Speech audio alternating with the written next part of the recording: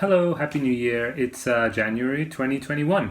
I thought I would do one of these kind of wrap-up-y, like retrospective videos that lots of people do. I thought it'd be good fun to just think about the books that I read last year. So I saw this end-of-year survey on Merphy Napier's booktube, which I'll link below, and she got it from a book blog called Perpetual Page Turner, which I will also link below. And so what she did, I'm going to do what she did, which is just like, there was like 30 or 40 questions, and she just picked out a bunch, the ones that sounded most interesting, and answered them about the books that she read in 2020. So I'm going to do the same. Beginning with number 1, the best book you read in 2020. So of course it starts with the hardest question. There really wasn't, I think, like a standout book. There was a bunch of great ones, but there wasn't like one particular one, and I'm not going to force myself to like pick out one book, because that would sort of be like that wouldn't be an accurate representation of my reading year. So I think like if I had to narrow it down, then I'll do three books. The top 3 books of 2020 for me were Passing by Nella Larsen, Celestial Bodies by Joka Alharthi, and The Moomins and the Great Flood by Tove Jansson. Number 2, book you were excited about and thought you were going to love more but didn't. I had a few of those, unfortunately. The first one that like I was really excited for and that was disappointing for me, that I remember, is Lincoln in the Bardo. Oh man, From the Fatherland with Love. Yeah, this was easily the biggest disappointment for me, because with Lincoln in the Bardo, I just kind of felt about it, whereas this one I actually really didn't like it at the end of the day. And this was with Lincoln in the Bardo, it was a recommendation, so of course I wanted it to be good, but in From the Fatherland, it's by a writer who I really liked. So it felt like such a betrayal, such a like stab in the back. And The Wendigo by Algernon Blackwood. Yeah, I like Wendigos, and a short horror story, classic horror story about Wendigos just sounded like it would be perfect for me, but it wasn't. Yeah, it was pretty tame and dull, and The Wendigo was a bit silly. Favorite new author you discovered in 2020? Yeah, Joka Alharthi. Yeah, definitely Joka Alharthi for Celestial Bodies, and I think it's the only thing she has translated into English, unfortunately, but I hope that more of her stuff gets translated soon, because this one won a prize and stuff, so it should be translated. Also Shirley Jackson. Yeah, I read The Lottery by her this year and didn't really love it, even though it's like really famous and stuff. And then I read The Haunting of Hill House, which is also really famous, and I did really, really love The Haunting of Hill House. So I really want to read more by her. But yeah, her writing style was also brilliant. The way that she created, like, you know, like you think you know what a haunted house story is about, and the way that she turns it on its head, and like I knew it was supposed to be quite psychological more than, you know, like than big monsters and ghosts and stuff like that, but the way she managed to mix the psychological with the supernatural was just brilliant, and like something that could only work in writing as well, I think. Best book from a genre you don't typically read or was out of your comfort zone. So The Whitby Witches that I read for Halloween, that was not, I guess it was a middle grade, I think you call it, book. Yeah, more for kids, and I don't normally read books. I like reading books, like picture books, like for very young kids, that when they're done well, not like generally, but like really, like some of them I really love. But this sort of older kid book, yeah, and I think middle grade, is not something that I really go back to usually, but I had this book on my shelf for ages and I wanted to read it, and it's about a little British seaside town, and it was given to me by a friend, and so I kind of thought I should really get to that. And yeah, it was really good. It was really like kind of epic in scale, while kind of cozy and like kind of very British and as well. There's a scene where one of the main characters, Janet, has a fork, and she takes it with her to eat like a baked potato in the cold to stay warm, and that was also like really took me back to the UK. But then like some scary things happen, and she gets attacked by some supernatural creatures, let's say, and this fork, this like humble kitchen fork, ends up becoming like the Morgul blade from Lord of the Rings. And if you know what that means, then you know what that means. And like I just love the way that it goes from something very like domestic and normal and ordinary to sort of like fantasy, magic sword, powerful stuff in just a turn of a few sentences. So that was really impressive. And yeah, I like that book a lot. Ending was a bit funny, but don't worry about it. Most action-packed / thrilling / unputdownable book of the year. That would be the manga series The Drifting Classroom, which I'm not done yet, but all of the volumes that I've read this year. How many have I read? I've read like 4 or 5, I think. But yeah, they're so like page turning. The premise is that there's a school in Japan, set in the 60s, written in the 60s, I think, and then it suddenly gets transported into the far future, and it's like a sort of apocalyptic wasteland kind of far future, and then it's just about survival. It's just sort of like Lord of the Fliesy. Like the adults, they don't last very long. And the reasons they give for adults not lasting as long as kids are really interesting. There's a little bit of psychological insight there, but it's mostly just about like weird, scary, violent things happening one after the other. And it keeps you like kind of with your hand on your mouth all the way through. And, there's something about manga as well where when you get to the end of the page, usually like one panel is sort of a cliffhanger panel so that you want to turn the page. So it's sort of the illustrations really are the thing that makes it. The story itself is not so like mind-bending or fantastic or anything, although it is good, but it's the illustrations are just absolutely gorgeous, and they really like kind of hook you. And Kazuo Umezu is just like a master of drawing screaming faces. Like he's always got like the characters are always like and like their mouths are huge and their eyes are huge, and it's like I don't know, it's like really effective, and he the way he does the shading, and it's just really good. It's just really exciting. Favorite cover of a book you read in 2020? So yeah, for this one, has to be like hands down The Moomins and the Great Flood, because that cover is one of the drawings from the book. It's a picture book, so it's written by Tove Jansson and illustrated by Tove Jansson, and they picked one of the illustrations from the book to be the cover, and it's a very good one. It's very evocative. The colors they chose, because her things are in black and white, but or sometimes with kind of grey or brown shades, but the colors that they chose for the cover image were brilliant. These sort of like murky greens, and like it gets a sense of like kind of foreboding and mystery and nature, and then you've got the two little Moomin trolls at the bottom, like out in the big world, and it's just got a great sense of the adventure and I guess the slightly sinister but also kind of cute and adorable things that go on in Moomin Valley, although this book is set outside Moomin Valley. But also I want to give an honorable mention to Girl Meets Boy by Ali Smith, which I have like right here, don't I? Can you see it? It's so glary. I don't think you can see it. Yeah, I'm not sure why. I just love this bird. Look at it. It's really cute, isn't it? Most memorable character of 2020. So the first name that came to my head was Iphigenia from Iphigenia in Aulis, the play by Euripides. I read this like way at the beginning of 2020. And like her character is like, even though her name's in the title, she's not like she's one of the main characters, but she's not like the focal point. She doesn't have so much dialogue compared to some of the other characters, but when she does speak, it's so like striking, and she's got so much personality. And to give you the backdrop, Iphigenia in Aulis is this play set like, it's an ancient Greek myth thing. It's a Greek tragedy, and it's before they go to Troy. The ships won't sail because there's a big storm, because they forgot to make a sacrifice to Artemis, and they're told that the only way to make the goddess's anger abate and the storm also to abate is to sacrifice the daughter of the general of the armies that are going to go to Troy, and the daughter is Iphigenia. And so the play is about this struggle between, are they going to sacrifice her? Are they not going to sacrifice her? Her father, Agamemnon, his emotional struggle and his sort of shifting motivations, because obviously he is the general and wants the army to sail, and his reputation is staked on it, but also hits his daughter, and then also his brother, Menelaus, and like there's some really great stuff in that play. It's a really great play. But Iphigenia, when she speaks, she's a child, and as she understands her situation and the situation of the sort of the angry, restless soldiers who are there and who want blood because they've been promised blood, because they're all geared up for war with Troy, like the way that she articulates it like from a child's perspective is really wonderful and like really touching.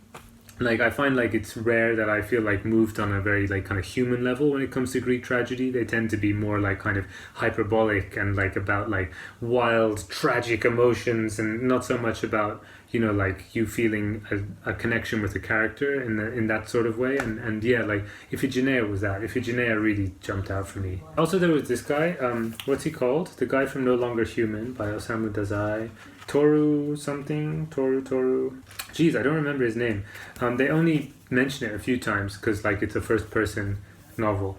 But yeah, he was just like really, really sad, and like that was quite memorable because I don't like think I mean, it's rare that you read a character who is so unpleasant and depressed and depressing and just like mired in resentment and despair. Wasn't a fun time, this book, but the character definitely stuck in my head. And also Itanoe from Beauty in Disarray. I already knew about her, but yeah, reading about this progressive feminist from the Taisho period in Japan made her like kind of all that more vivid in my imagination. Most beautifully written book read in 2020. I think Flights is the book. Flights by Olga Tokarczuk.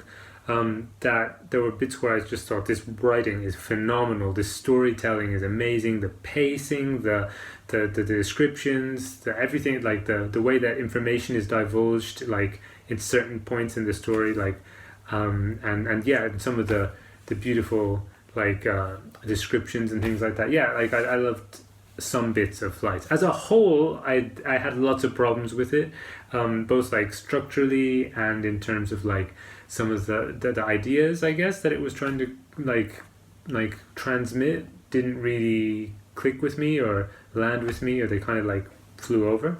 But yeah, there were definitely bits, and it's a weird book with short stories like kind of interspersed throughout it, and like some of those things, like especially this one about Kuniski, there's this guy who loses his family while he's on a vacation to Croatia, and they just like kind of, his wife and child disappear, and then his, you know, as the days go by, his world kind of falling around him on this little island is really, it was written so well. Most thought-provoking / life-changing book of 2020. It's hard to find these kind of books as you get older. I think when you're younger you find them more frequently, and then as you're older, because you've already had those kind of like mind-altering experiences with literature, then when you get to them when you're older, you're sort of like, oh, if I'd read this, you know, 10 years ago, it would have exploded my mind. But now I'm like kind of, oh yeah, that idea, I've heard that somewhere, or, you know, so yeah, unfortunately I didn't have any this year. But in terms of like, you know, when it says life-changing, you could interpret it as just something that like really like impacts you. And so in terms of like visceral impact, then The Vegetarian by Han Kang,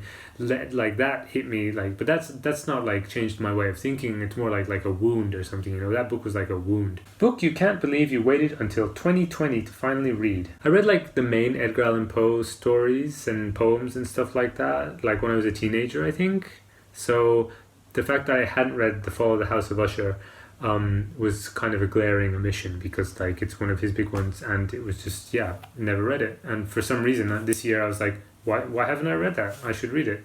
So I did, and it was great. So that's the one. Favorite passage / quote from a book you read in 2020. We evolve an octopus's capacity to obscure ourselves with dark emissions we call facts. That's from Chronic Youth by Oliver Jones. Next we have book that shocked you the most because of a plot twist / character death / yada yada. So yeah, something that happened in the story where I was like, oh my god, I didn't see that coming. For this one, it had to be Passing by Nella Larson. And obviously, I won't say why. OTP of the year. You will go down with this ship. OTP here is explained as one true pairing. So yeah, Eleanor and Theodora from The Haunting of Hill House. I talked about The Haunting of Hill House a few times, I think, on this channel, and I don't think I ever mentioned the really strong lesbian energy that book like emanates. Like, it is definitely the most lesbian book I've ever read, without like explicitly saying it there. And that was like a great part of it. And there's like so much tension between especially Eleanor and Theodora, and other characters too, but like especially those two. That's like kind of a core part of the book, I think, is the lesbian tension. And the characters went so well together. You know, Eleanor is sort of more introverted and like kind of less sure of herself, and sort of needs someone else for her own sort of mental stability. And Theodora, on the other hand, Well, she has her own sort of insecurities. She's also far more like outgoing and extroverted and brash and playful and flirtatious. She also kind of needs someone to ground her, you know, someone to sort of like take care of her and rein her in. And like Eleanor fulfills that role really well, I think. And they're a perfect couple. Eleanor and Theo forever. Favorite non-romantic relationship of the year? Paul and Jessica from Dune. It's just so rare that you see a mother-son relationship in a novel where the focus like isn't the mother-son relationship, if that makes sense. Like it's an adventure story and they're on an adventure together, and so they obviously need to survive together and work together, and they're mother and son, and so obviously that plays into the dynamics of their relationship. But it's not like the focal point. It's kind of like they just happen to be mother and son. And I thought that was really like refreshing and interesting to read about. Especially like kind of the middle section of the novel where it's just the two of them in the desert for a lot of it. Even like a father-son thing, no? If it had been a father and a son in the desert together, then that's kind of feels a bit cliche because it's like the brutal landscape, and you know the son has to learn from his father and the father has to pass on to his son and kind of stuff, like all that masculine energy. It's like, no, this was really, really different and interesting by having it the mother and son, but you know, in this particular situation of like trying to survive the desert together. I'm really curious about how they're gonna portray it in the upcoming film. Newest fictional crush from a book you read in 2020. Roderick Usher. Poor tormented Roderick Usher in his big creepy mansion. He just needs someone to go there and take care of him, and I would gladly do that, especially if we get to do what they do in the story and just like paint all day. Best world building / most vivid setting you read this year. Again, Dune. That was like incredibly immersive for all the problems I have with that book, like the sort of the history and the lore and mythology and religion and like geography, maybe geology too, of this world was so thought out. And also Blood Meridian, this another book that I read like way back at the beginning of the year before I actually had started this channel. Blood Meridian, I have it. Blood Meridian even. This was like just walking through landscapes for the whole thing, basically. The plot was secondary to just like a ragtag bunch of horrible people walking through a horrible landscape of America. So it's sort of like, you know, subverting the Western genre stuff. It was, the setting was incredibly vivid. And like, this was one of those books where when I finished it, I kind of thought, wow, I didn't know you could write a novel like that. Weirdly reminded me of Lord of the Rings, all that walking through landscape being like one of the main parts of the story, but also the fact that like it's kind of a fellowship, but it's kind of a pretty dark, murderous, scalping fellowship, but it's a fellowship kind of. Book that put a smile on your face / was the most fun to read. When it comes to like the most comforting and lovely kind of fun, then The Moomins and The Great Flood. But in terms of like what was the most satisfying and exciting, then The Beast in the Jungle. Like that was such fun by Henry James. Like that was really exciting and really involving and just like a great read.